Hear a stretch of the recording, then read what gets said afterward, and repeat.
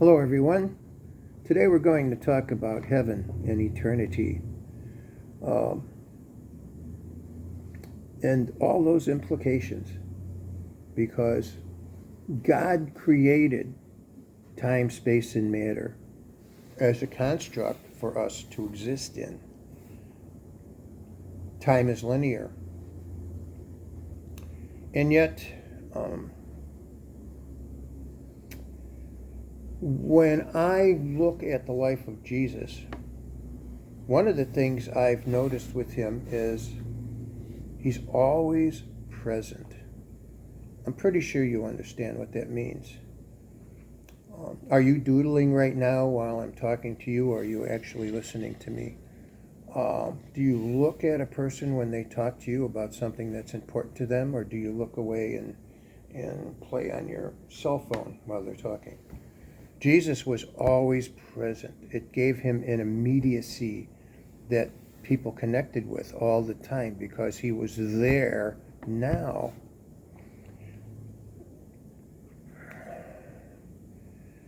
So,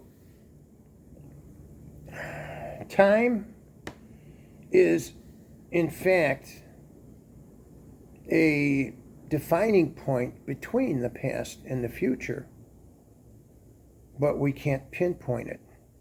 Consider the fraction 1/3. 1/3 is represented mathematically by 0.3333 into infinity. Now is infinitely here, but it's immediately gone. Now exists as the standing point between the past and the present, but then it dissolves. I believe in heaven it won't dissolve. I could be wrong, but stop and think about it. You know, Jesus said that we won't have any tears in heaven. We won't be plagued by our past mistakes, our foibles, the death of loved ones, the possibility that some of them perhaps might not have made it to heaven. So when you're in the now, you don't think about any of that stuff because you are present.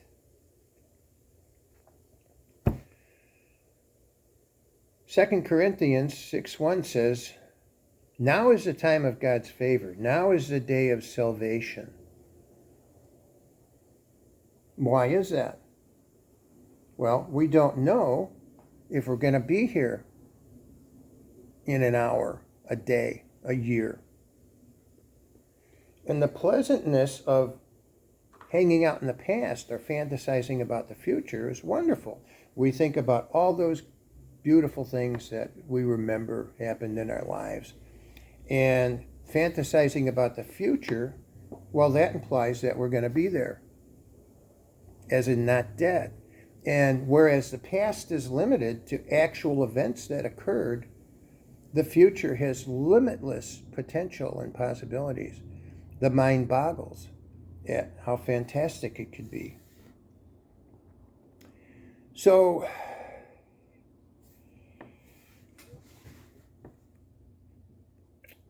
the best clue we have to live in the now is that we should be open to it. We should be alert to unknown possibilities, just like we are when we fantasize about the future. Most of us are conditioned to be afraid of the unknown, and I think the older we get, the more afraid we get. So we try to ignore it, or at the very least, we try to blur its impact. We don't know what the future holds. Individually, we don't know if we're going to have one. Or if we do, certainly we don't know how long it's going to be. And yet, we won't be thinking about any of this stuff in heaven. You know, I walk outside on my front deck and I'll come back in 2 minutes later, and my dog's just jumping up and down, just totally filled with glee because I'm back. And one of the beautiful things about dogs is they're so present. They're so wrapped up in the present. My dog doesn't care about how much time or the lack of it has passed since I've been there. She's just overjoyed to see me now.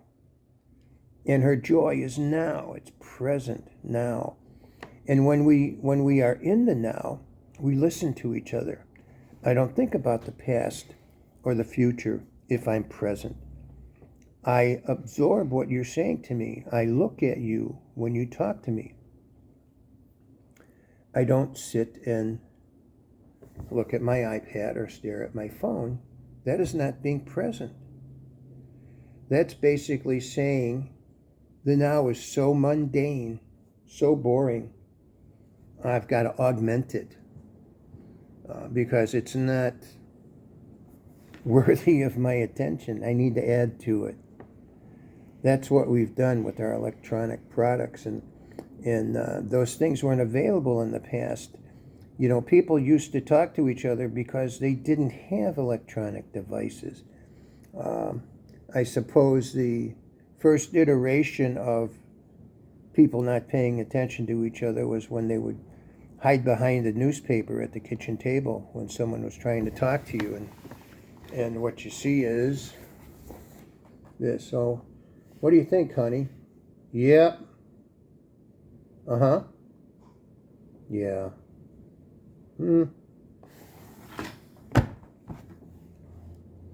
We've really become quite ignorant with our electronic devices, and they steal the present from us. We don't like the present so much, it bores us so much, we want to avoid it. So we give ourselves things to do in between, reminiscing about all those wonderful things in the past and the cool things we imagine in the future. Jesus was always present. Jesus listened to people. He made eye contact. By making that contact and looking at them, he indicated that they were important to him, that now was important to him. What could be important than right now? What could be more important than that? Because now is all there is. I don't know if I'll be here on this earth by the time you see this video, but I'm here now, and I've recorded this. And when you watch it, you'll be present while it's on, or you could sit and watch your cell phone.